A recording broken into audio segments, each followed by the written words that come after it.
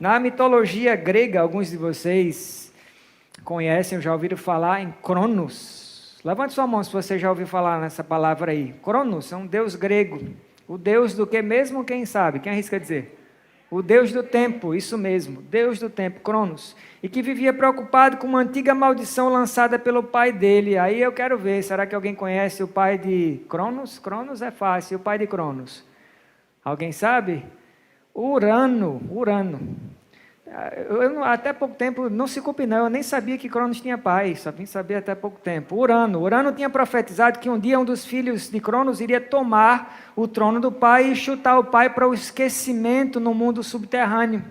Daí a solução de Cronos é tão bárbara quanto a do reino, o reino animal, alguns costumes do reino animal. Com medo que a maldição se cumprisse, o que é que Cronos faz? Ele começa a devorar os filhos dele assim que os filhos nasciam, olha só. É claro que tudo isso não passa de mitologia grega. Mas, num certo sentido, nós estamos todos sendo devorados pelo tempo, sim ou não?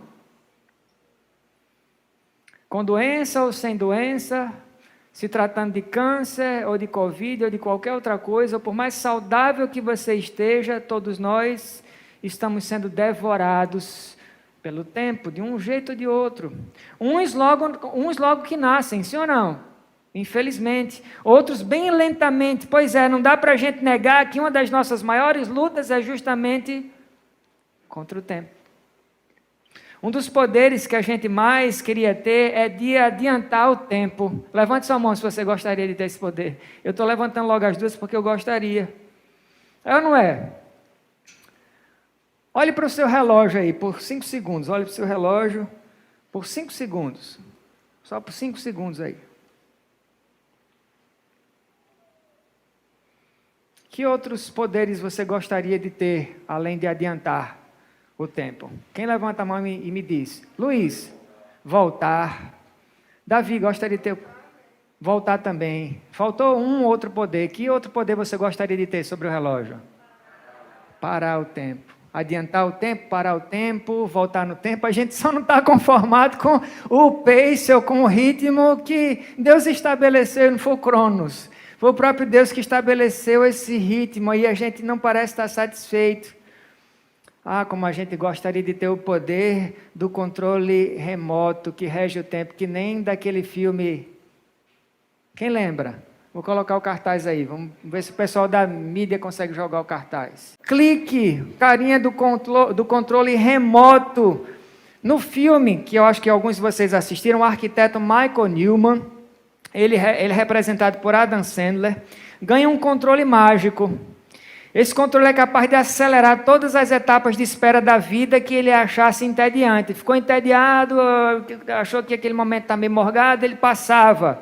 Qualquer momento torturante, qualquer momento desnecessário, só que lá na frente a ficha cai e ele se dá conta de que ele perdeu os momentos mais importantes da vida dele. Ele adoece, você que assistiu viu isso, ele adoece, não vê os filhos crescerem, ele perde a esposa para outro homem e para piorar tudo, o pai dele falece e ele tem que amargar a tristeza de não ter tido nem a chance de dizer adeus ao pai dele e dizer o quanto é que ele amava o pai. Tudo isso porque nem Michael e nem muitos de nós parecem entender que tudo acontece no tempo de Deus. Esse é o tema da mensagem de Deus para você nesta noite. Vamos repetir: tudo acontece no tempo de Deus. Mais uma vez, tudo. Abra comigo a sua Bíblia em 2 Samuel. Nós vamos dar continuidade à nossa série de mensagens em Samuel, lá no capítulo 5. Capítulo 5 de Samuel. 2 Samuel, não o primeiro. E a gente vai ler dos versos 1 ao verso 10. Eu vou ler a partir da versão NVT, Nova Versão Transformadora. Se você não tiver essa versão, use a versão que está em suas mãos, não tem problema, tá bom? Nova Versão Transformadora, 2 Samuel, capítulo 5. Talvez o pessoal consiga colocar aqui no telão para a gente acompanhar, caso você não tenha uma Bíblia. Se você achou, diga amém. Diz assim a palavra de Deus, escute o que diz a santa e santificadora palavra de Deus. Então todas as tribos de Israel vieram a Hebrom para encontrar-se com Davi. Somos do mesmo povo e raça, disseram. No passado, quando Saul era nosso rei, era você que liderava o exército de Israel. E o Senhor lhe disse: você será o pastor do meu povo Israel, será o líder de Israel. Então ali em Hebrom, o rei Davi fez um acordo diante do Senhor com todas as autoridades de Israel. E elas o ungiram rei de Israel. Davi tinha 30 anos quando começou a reinar e ao todo reinou por 40 anos. Havia reinado sobre Judá 7 anos e 6 meses. E em Jerusalém reinou sobre todo Israel e Judá por 33 anos.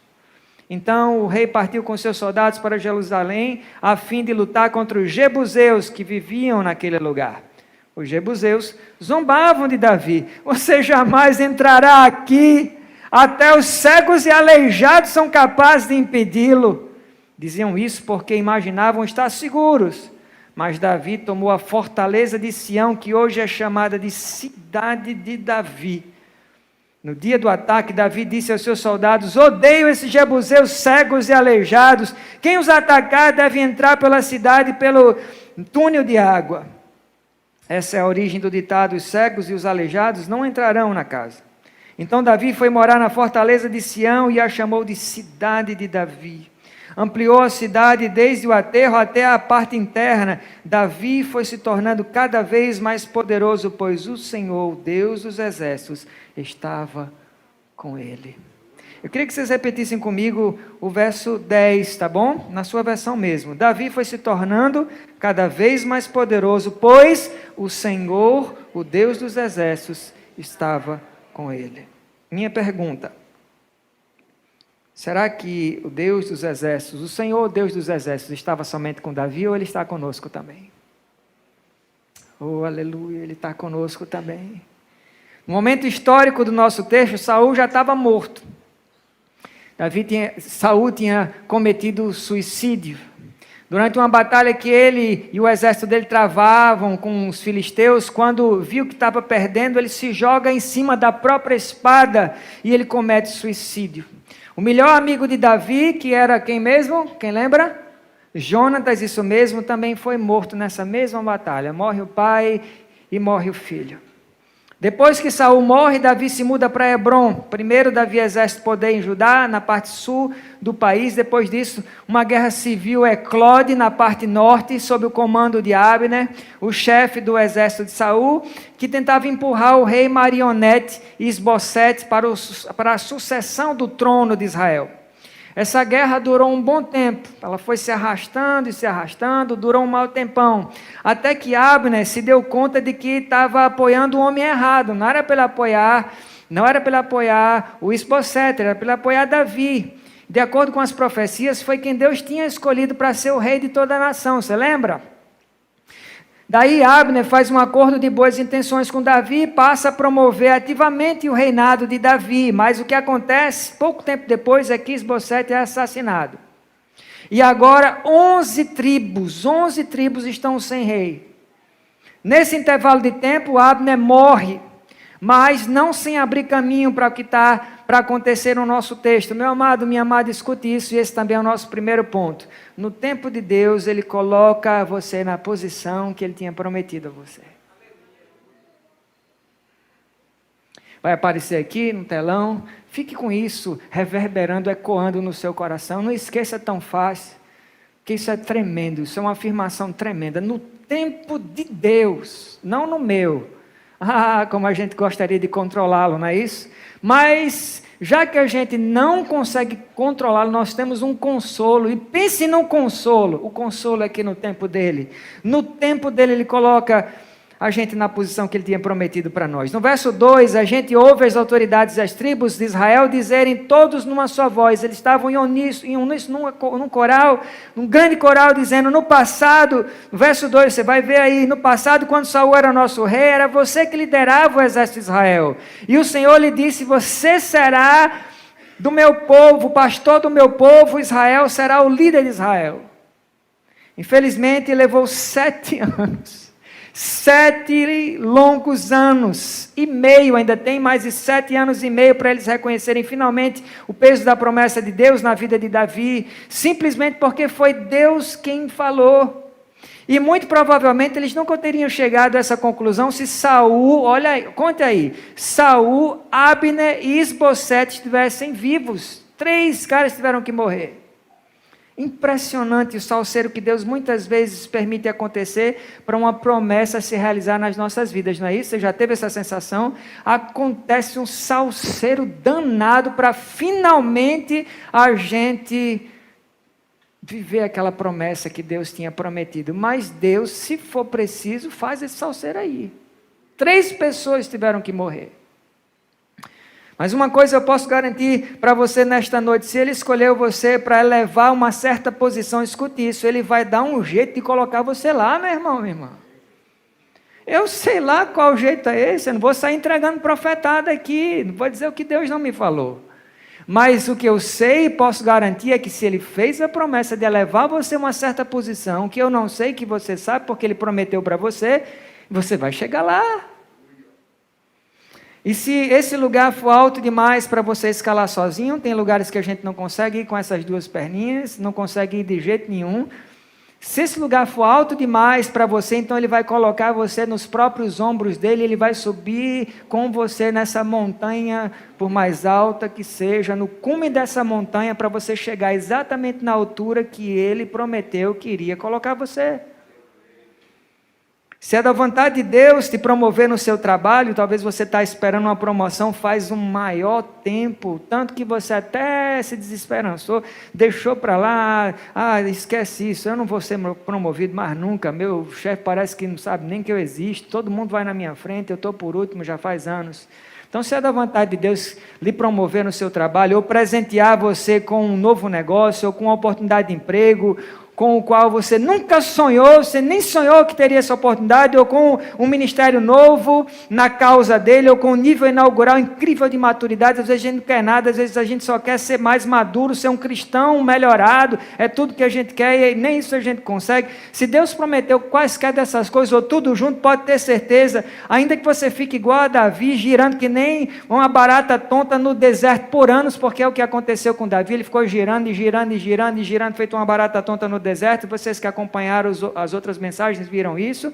Ainda que você seja perseguido com unhas e dentes por anos a fio por algum invejoso, asqueroso como Saul, alguns de nós estamos sendo perseguidos por algum invejoso, ainda que os seus próprios amigos queiram lançar pedras em você, como aconteceu com Davi, ainda que você flerte com o inimigo por uns tempos, como Davi fez, ainda que a sua família seja temporariamente sequestrada pelo inimigo, como foi a família de Davi, pelas forças das trevas, ainda que já exista alguém ocupando o lugar que vai ser seu ainda não é, e você olha para aquele lugar e você lamenta porque você não está lá, você, como eu falei, já perdeu as esperanças, você inveja esse lugar, você olha, flerta com aquele lugar e você pensa, poxa, aquele lugar nunca vai ser meu. Mas ainda que alguém já esteja sentado nesse lugar, meu irmão, e você está com o coração explodindo de angústia por causa disso, sabe o que é que Deus é capaz de fazer? Vou listar para você.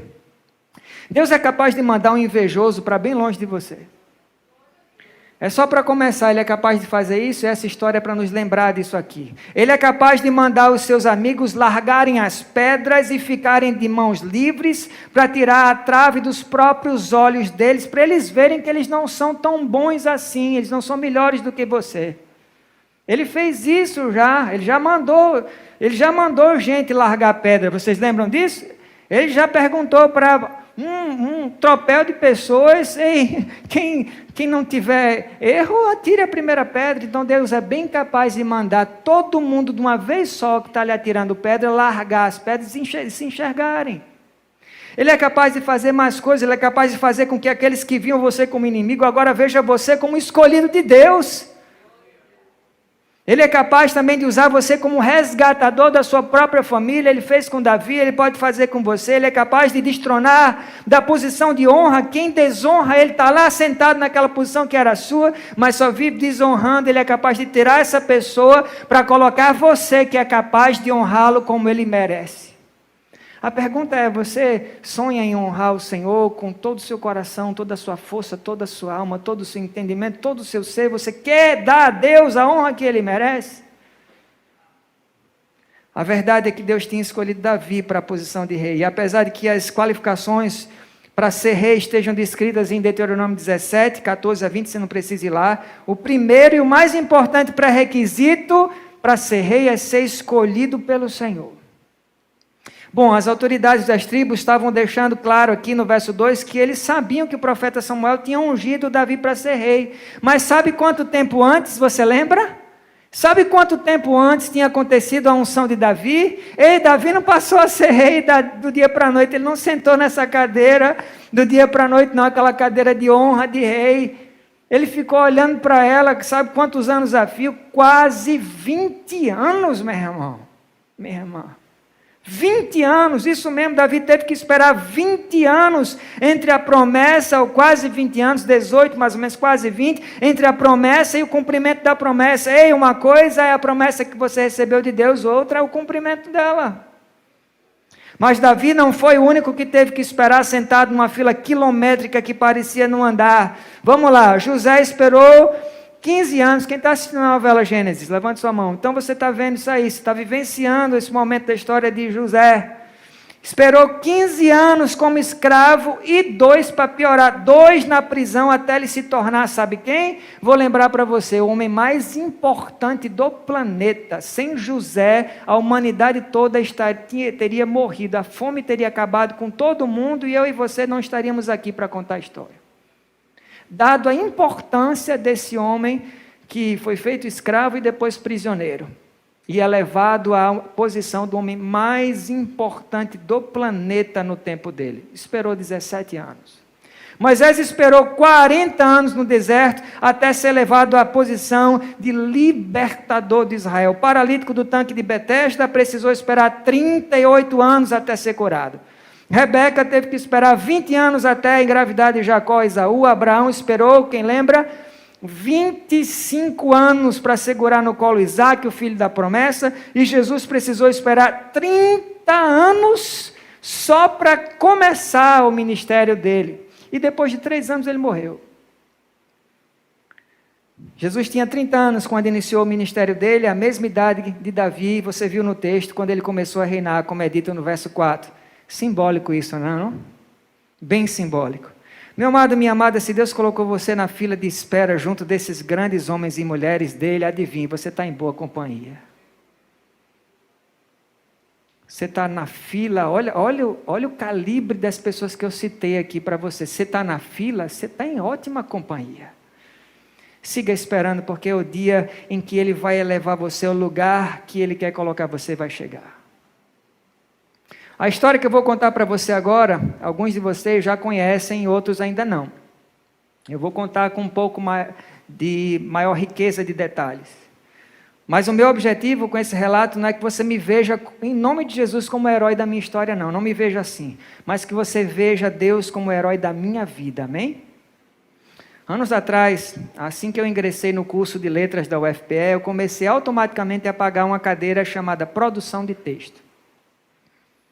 Quem que gosta de escrever aqui? Escrever postagens, escrever textos, redação. Quem gostava de escrever redações no colégio? Ou qualquer coisa assim, pronto.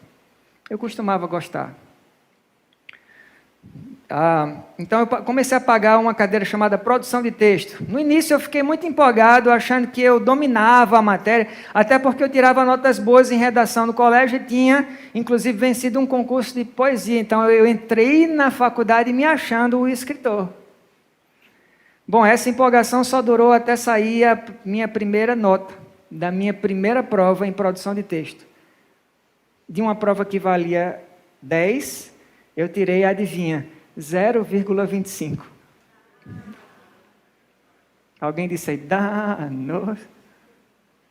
Se você já tirou uma nota parecida, levante a mão, só para você se identificar com o seu, se solidarizar com o seu pastor. Graças a Deus, contei bem umas 20 pessoas, pronto, eu não me sinto tão mal assim agora.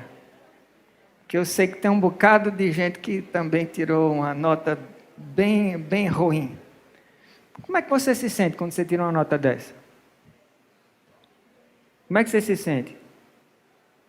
Você se sente o pó do pum do cavalo do bandido, não se sente assim? Não é? É ou não é? Você se sente horrível, um zero à esquerda, um bom para nada, né? Como diz o americano. Good for nothing, bom para nada.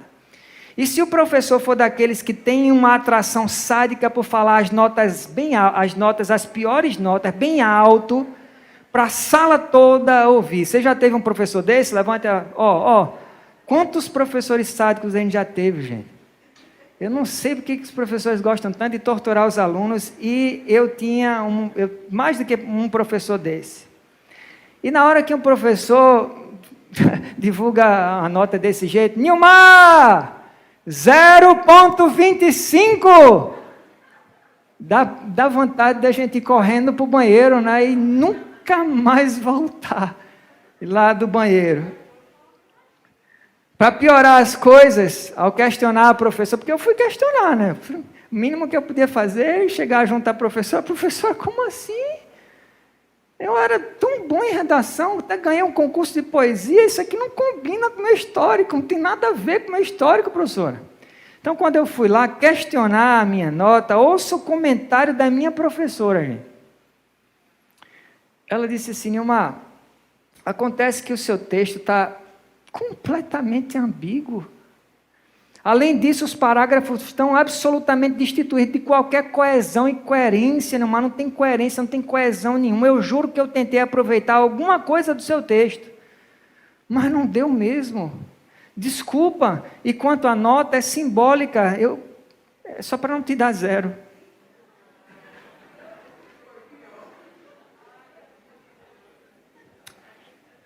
Em outras palavras, é como se a minha professora estivesse dizendo, como alguém falou, foi pior. É como se ela estivesse dizendo assim, Nilmar, eu desconfio que você é uma anta. Mas eu prefiro usar um eufemismo, uma palavra assim mais respeitosa para não te chocar. Meu amigo, dali em diante, eu confesso a você que os próximos textos que eu escrevi na cadeira de produção de texto foram tão pobres academicamente, tão ruins, todos os textos que eu escrevi dali em diante naquela cadeira foram tão ruins, que durante um dos momentos de correção de texto, onde a professora tinha o hábito de apagar o nome dos alunos do cabeçalho das provas e redistribuir entre os outros da sala para comentar, né, para trocar ideias e comentar, por alguma razão que só Deus sabe, às vezes tem coisas que só Deus sabe mesmo, um aluno mais crânio, logo o aluno mais inteligente da turma pega a minha prova. Logo mais crânio, tem coisa que parece que só acontece com a gente. Você já teve essa impressão? Um bocado de gente, Graças a Deus, tanta gente se identifica, Jesus. Pois é, esse cara, o crânio pega a minha prova, e imediatamente, com um ar de sarcasmo, ele solta uma risadinha sarcástica, boçal, e pergunta assim, olha a pergunta dele, quem foi o verme energúmeno que escreveu isso? Lembra, o nome dos cabeçalhos estavam apagados, ninguém sabia, mas quem sabia? Eu sabia o que eu estava ouvindo. E logo esse cara que já estava no nível, já estava, raso, lá embaixo, não tinha como descer, mas às vezes a gente tem a impressão de que não dá para descer mais, e tem como a coisa ficar pior. A coisa só ficava pior aqui dentro. Aí foi o meu limite. Foi a partir dali que eu cheguei à mesma conclusão de uma postagem que eu li no Face outro dia, que dizia assim, talvez você já leu essa postagem, uma postagem bem popular, eu li essa semana, e que dizia assim, e eu tive essa mesma impressão naquela hora, em retrospecto. A vida é como comer um bife duro, com talher de plástico, em uma marmita de isopor. Lasqueira. É misericórdia mesmo.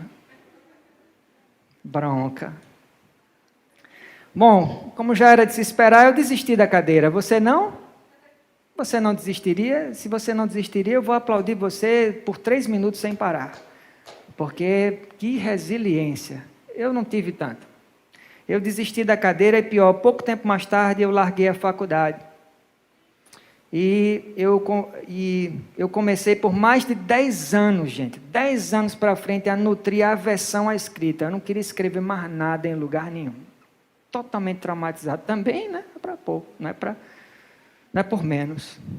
Um belo dia, como que por providência divina, passando os olhos pelas prateleiras da estante da biblioteca da minha mãe, eu pouso o olhar num livro muito bom, publicado pela editora Vida, intitulado Como Colocar Suas Ideias no Papel, de Luan Bud. Daí eu pego o livro emprestado da minha mãe e eu começo a ler o livro sem pretensão nenhuma, só me dando uma chance de ler sobre o assunto. Um assunto do qual eu não sabia nada e a essa altura eu tinha que admitir, né? Até que espontaneamente eu resolvo me dar a chance de voltar aos poucos a escrever umas coisinhas aqui e acolá e arquivando tudo no meu armário sem deixar ninguém ver, só eu e Deus sabia do que eu estava escrevendo. Graças a Deus, não mais aquela professora e muito menos aquele meu ex-colega. Um belo dia, enquanto Shirley limpava as gavetas do móvel, ela se depara com alguns dos meus textos e lê um trecho que eu tinha escrito. E as esposas da gente são sinceras. Digam aí, homens, são sim ou não? São sinceras, não são? Alguém está fazendo assim? São muito sinceras. Graças a Deus pela sinceridade das nossas esposas, se a gente souber aproveitar essa sinceridade, né? Então, enquanto ela limpava as gavetas do móvel, ela se deparou com alguns dos meus textos e lê um trecho que eu tinha escrito lá. Então, com algumas anotações nas mãos, né, ela caminha até onde eu estava e ela me pergunta assim: quem foi que escreveu isso? E eu respondi: fui eu, por quê? E eu confesso que eu fiquei gelado, que eu já não aguentava mais nada de ruim, né? Que eu acho que naquela hora talvez eu escapei, só ficou o meu corpo e a minha alma tinha ido embora. Daí ela fala assim, olha a resposta dela: não acredito, sem chance que você escreveu isso. E aí ela riu. E ela falou: você não escreve assim. Não foi você que escreveu isso, que você escreve assim. Até ela sabia o quão ruim eu escrevi. Aí eu pergunto a ela: isso é um elogio? Porque fui eu quem escrevi, sim. Acontece, meu amado e minha amada, que aquele simples comentário, um comentário tão sucinto, mas verdadeiro de Shirley, foi o suficiente para reacender a minha vontade de escrever. E a esperança de, quem sabe, lá no fundo, eu tivesse talento para a coisa. Em algum lugar dentro de mim, bem escondido, bem acachapado. Nos anos que se seguiram, para a glória de Deus, escute isso, em libertação do meu trauma, Deus decide me tirar do rebaixamento da série V, não é nem série D, é série V, série de verme energúmeno, lembra? Então Deus decide me tirar dessa série V de verme energúmeno da escrita, como classificou meu ex-colega da faculdade anos atrás. Um belo dia eu vou a um círculo de oração e um profeta idoso caminha até a minha direção. Não conheci esse profeta, eu conheci naquele círculo de oração. Ele aponta para mim e ele diz assim: eu, o Senhor, farei, ele diz. Depois ele me pergunta assim: você vai fazer algum vestibular? E eu respondo para ele: não que eu saiba. Não que eu saiba. E ele, não satisfeito, me diz assim: você vai passar. Eu tinha acabado de dizer, eu não sei nem se eu vou fazer vestibular, e ele terminou a profecia dele dizendo: você vai passar. Daí eu guardo aquelas palavras no coração e os anos se passam, alguns anos se passaram, e eu acabo prestando um novo vestibular e pasmem, escute isso, eu conquisto o primeiro lugar em redação do vestibular. Para a glória de Deus. Mas a honra, a vinda de Deus não para por aí. Anos depois eu escrevo um livro chamado 7 Passos para uma Vida Emocional e Espiritual Plena, que alcançou 5 vezes o primeiro lugar em vendas no Brasil, 2 vezes nos Estados Unidos e 1 vez na Inglaterra pela Amazon, nas categorias aconselhamento e espiritual. Aleluia. E Deus não parou de me abençoar, escute isso, contra aquilo que antes era minha vergonha. Que vergonha! Vamos combinar, que vergonha!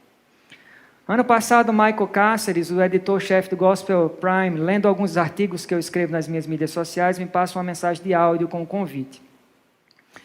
Ele diz assim: Pastor Nilmar, o senhor gostaria de ter uma coluna apologética no nosso site? Como o senhor deve saber, o nosso site recebe milhares de visitas mensais e é um dos maiores sites de notícias, artigos e estudos gospel, com colunistas e teólogos e pastores reconhecidos no Brasil e no mundo como Tito Paz, Luciano Subirá e John Piper. Glorificado seja Deus. Meu amado, por que eu estou contando isso para você? Porque talvez você ainda não chegou lá. Você esteja na metade da minha história ou no começo da minha história, mas eu quero usar o meu exemplo, é o mais próximo que eu tenho, o meu exemplo, para dizer para você que se Ele transformou a minha vergonha em honra, Ele vai transformar a sua também. Deus é sempre e sempre será o herói da minha história. Sempre será. Ele me colocou no lugar onde um verme energúmeno da escrita como eu não conseguiria chegar com os próprios pés, ainda mais sendo disléxico, ainda tem isso. Alguns de vocês mais próximos de mim sabem disso, outros não sabem. Para piorar tudo, eu ainda sou isso, ainda sou disléxico. Meu amado, minha amada, Deus é especialista em transformar vergonha em dupla honra. Se tem uma coisa que Deus sabe fazer, é transformar a sua vergonha em honra dupla. Quando ele chega para honrar alguém, ele honra com força. Ele não faz qualquer coisinha. Ele tira todo o vestígio de trauma e no lugar de trauma, ele lhe coroa com honra. Para que você lembre, entre outras coisas, que desde o começo, ele é e ele sempre será o herói da sua história. Sabe qual é o melhor de tudo? É lógico que eu tive que fazer a minha parte, reciclar meus conhecimentos. Eu não parei no tempo. Bom, eu parei por uns tempos, mas eu não parei no tempo. Eu tive que fazer a minha parte. Mas sabe o que mais eu tive que fazer e que você pode também fazer? Você pode esperar pelo tempo de Deus. Isso aqui você pode fazer, sim ou não? Eu tive que esperar um maior tempão, só Deus sabe. E como eu falei, a última parte dessa história aconteceu ano passado. Talvez Deus vai me honrar ainda mais. Se Ele não fizer, eu já estou no lucro imenso. Mas levou um maior tempão. Esperar, meu irmão, você pode esperar no tempo de Deus, ainda que você seja uma lesma energúmena, Ele coloca você na posição em que Ele tinha prometido a você. Você crê? Então, falando em lesma e verme, eu não consigo deixar de lembrar das palavras dele, de Deus ao povo dele, em Isaías 41:14. Se eu fosse você, eu anotava isso para ficar repetindo para mim mesmo em casa. Olha só o que Deus diz aí para o povo dele, em Isaías 41:14. Escute que promessa tremenda, e tem a ver com lesma e verme. Olha, escuta, ele diz assim: não temas, ó vermezinho.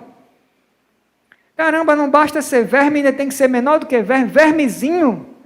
É o que ele está dizendo, não temas, ó vermezinho de Jacó, povozinho de Israel. Não tem assim na sua Bíblia, se você abrir comigo? Povozinho de Israel. Agora escute a promessa tremenda na segunda parte do versículo, onde Deus diz assim: eu te ajudo, diz o Senhor, o teu Redentor é o Santo de Israel.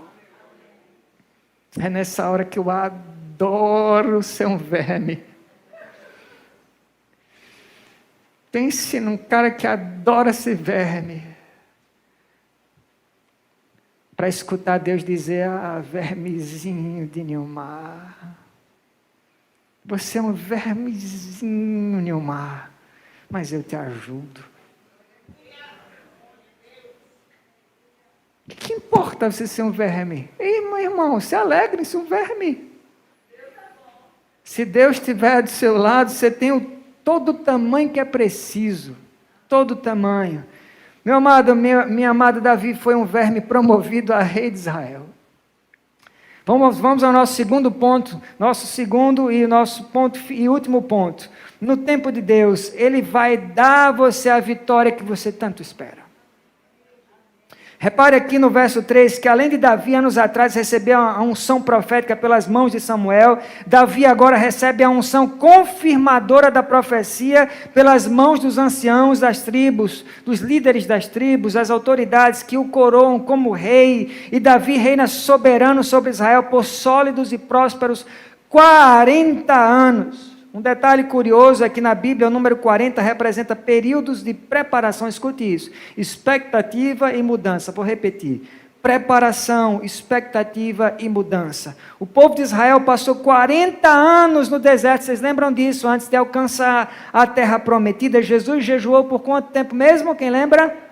40 dias, isso mesmo, sendo tentado pelo diabo. Deus fez chover quanto tempo mesmo nos dias de Noé?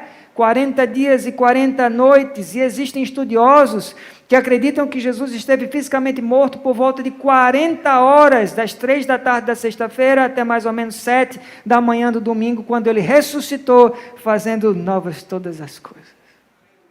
Por isso o número 40 na Bíblia simboliza o prenúncio de algo novo que está por vir. Bom, assim que Davi é coroado no verso 6, a gente parece ver uma postagem dele no Instagram, como se tivesse uma postagem no Instagram dizendo assim: partiu, lutar com os jebuseus. Daí você pode perguntar assim: por que Davi quer lutar com os jebuseus? Por que logo os jebuseus? Porque Jebus dos jebuseus era uma fortaleza em Jerusalém, com fortes declives e que davam uma vantagem contra ameaças militares, e Davi e os homens dele queriam essa vantagem para eles, é lógico, quem não queria. Além do fato de que Israel via como insulto a presença dos jebuseus, um povo cananita nos domínios do reino, eles tinham que ser extirpados, tirados dali. A fortaleza dos jebuseus era tão segura que quando eles souberam que Davi tinha vindo conquistá-la, eles tiram onda da cara de Davi. Você vai ver aí, no verso 6, olha o que eles falam para Davi: até os cegos, cara, até os cegos e aleijados são capazes de impedir você. É como se eles estivessem dizendo assim, com um sorriso de sarcasmo no rosto: Davi, vencer vocês vai ser mais fácil do que empurrar um bêbado abaixo de uma ladeira. Vai ser muito fácil. Os historiadores dizem que os jebuseus eram tão arrogantes, confiantes nos fortes declives da fortaleza deles, que eles literalmente colocavam nos postos de sentinela soldados cegos, olha aí, aleijados, cegos e aleijados, só para humilhar os inimigos que ousassem sonhar em atacar a fortaleza. Eu prefiro pensar como o pastor americano Guns Little sobre os jebuseus, quando ele diz que eles eram aleijados no espírito e cegos na imaginação. Eles confiavam na inviolabilidade do status quo.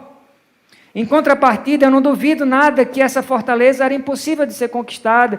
Tem certas fortalezas que ou são impossíveis de serem conquistadas, ou pelo menos a impressão que a gente tem é que elas são, apesar de que elas não são ou não sejam, até chegar o tempo de Deus. Meu amado e minha amada, agora eu não posso deixar de perguntar: qual é a vitória que você está aguardando? Isso é uma pergunta retórica, não precisa responder, mas você consegue responder aí no seu coração: qual é a vitória que você está aguardando?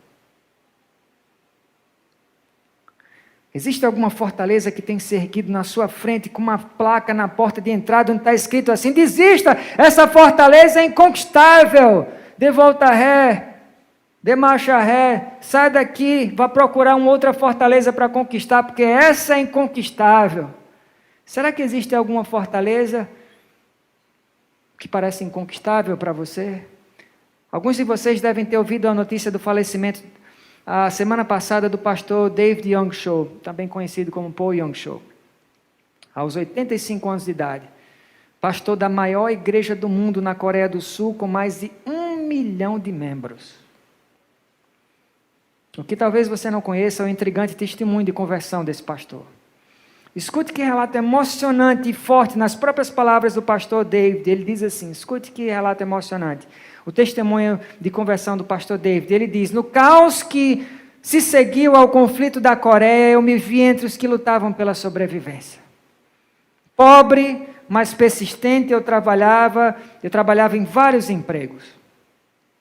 Uma certa tarde eu estava dando aula particular. De repente eu senti uma coisa fluindo do meu tórax, minha boca parecia cheia e eu pensei que eu ia sufocar. Eu abro a boca e o sangue começa a escorrer e eu tento estancar a hemorragia, mas o sangue continua a jorrar pelo nariz e pela boca e completamente sem forças eu desmaiei. Eu tinha 19 anos e eu estava morrendo. Os meus pais, assustados, imediatamente vendem parte dos bens deles para me levar a um hospital para tratamento, diagnóstico, tuberculose incurável. Desesperado, eu me volto para o médico que tinha acabado de me dar um diagnóstico sombrio e eu pergunto para ele: doutor, eu implorei, não tem nada que o senhor possa fazer por mim? E o doutor responde: não tem. Não tem, esse tipo de tuberculose é muito rara. E ela se espalha tão rápido que não tem jeito de contê-la. Você tem 3 meses no máximo. 4 meses, talvez, de vida.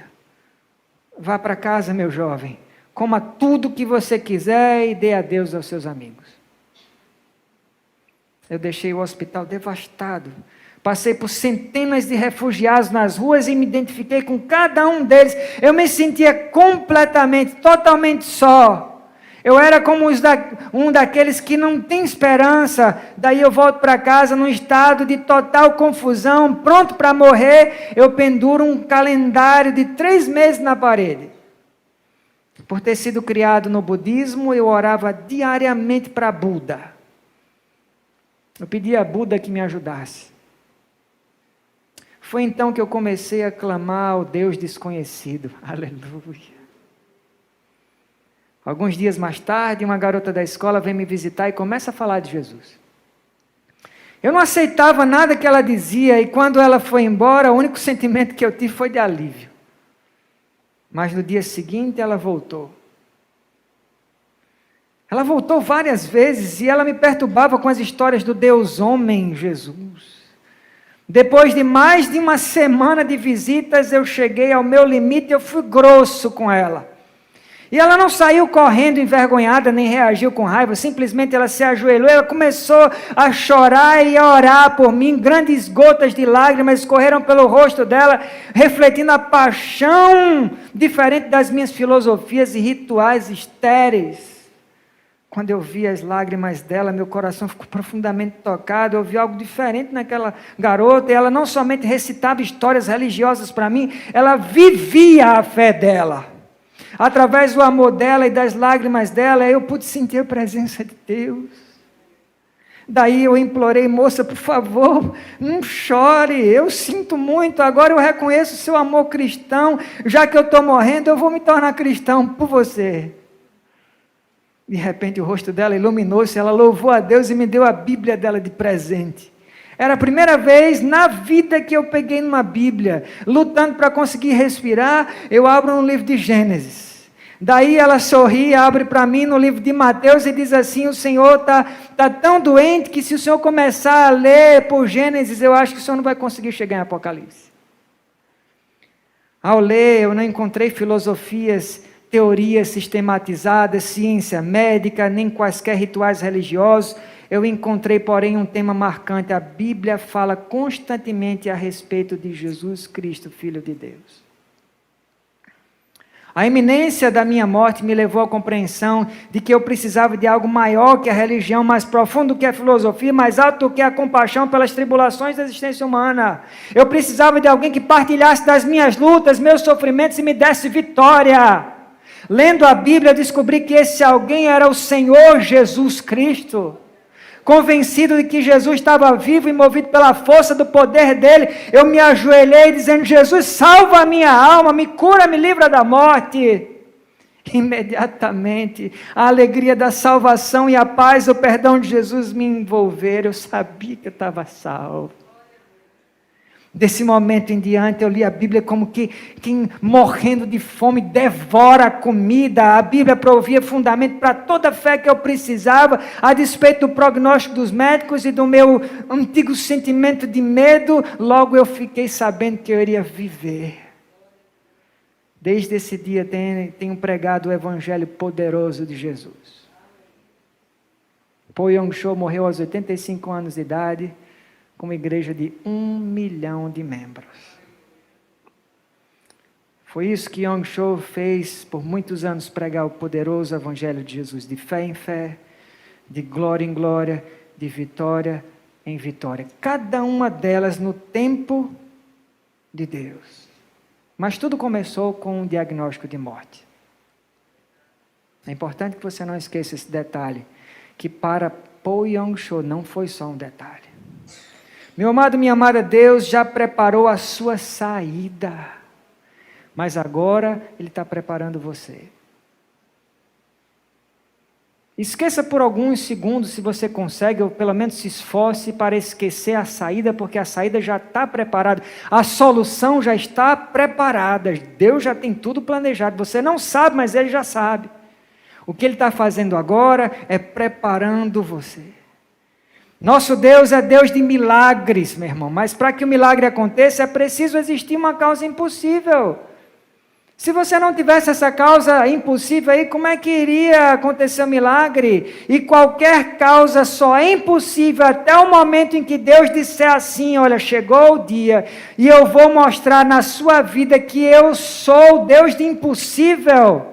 Chegou a hora da sua vitória. A causa impossível só é impossível até o dia, até o momento em que Deus decidir que ela seja impossível. Deixe de ser.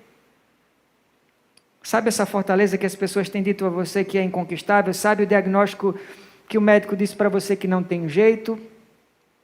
Eu creio num Deus que no tempo dele, se ele quiser, ele vira o jogo. Eu conheço algumas realidades aqui que os médicos disseram alguma coisa parecida com o que o Paul Young-Cho viu. Mas se ele fez por Paul Young-Cho, ele fez por outras pessoas, ele prova e já provou que é capaz de fazer.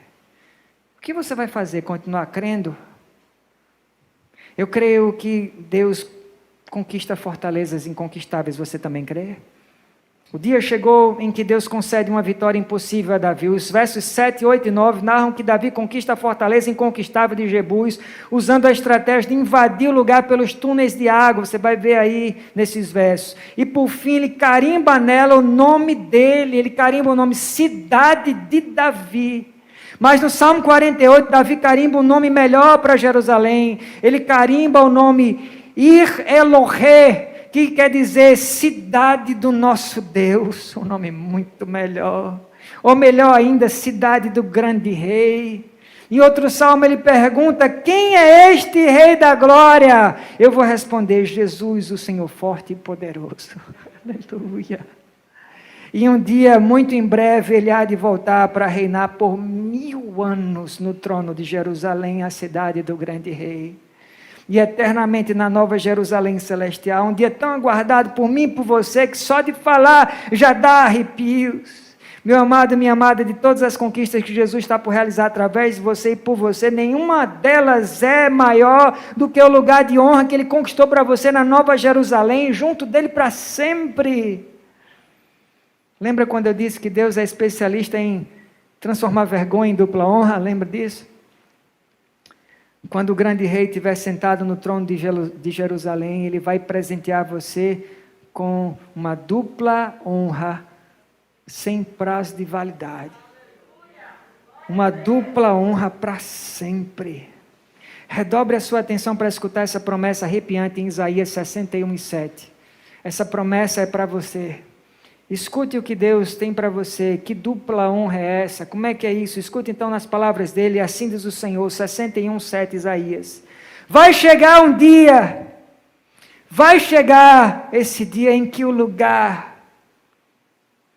em lugar da vergonha que você tem sofrido, tereis porção dobrada de honra, e em vez de humilhação, bradareis de júbilo em vossa herança, porque recebereis porção dupla em sua terra, e terás alegria eterna. Aleluia. O nosso texto termina dizendo no verso 10, Davi foi se tornando cada vez mais poderoso, e além de conquistar a fortaleza de Jebus, Davi fez coisas que Josué, Sansão e Saul só conseguiram fazer em parte. Como ele conseguiu tudo isso, você pode perguntar. É só ler o restante do verso 10. Pois o Senhor, o Deus dos exércitos, estava com ele. Meu amado, minha amada, se nos dias de Davi, os dias chamados de antiga aliança, Deus era com o povo dele, naquele tempo, na velha aliança, nos dias de Davi, ele era com os filhos dele, ele era com o povo dele, isso já estava de ótimas, isso já era de muito bom tamanho. Só que depois de Jesus, a partir da morte e ressurreição de Jesus, Deus não é só conosco, Ele é em nós a esperança da glória. Feche os seus olhos, vamos orar. Senhor, muito obrigado pela Tua palavra, meu Deus. Tua palavra que nos traz esperança, Tua palavra que promete que vai nos colocar no lugar que o Senhor determinou, que o Senhor planejou, que o Senhor escolheu para nos colocar.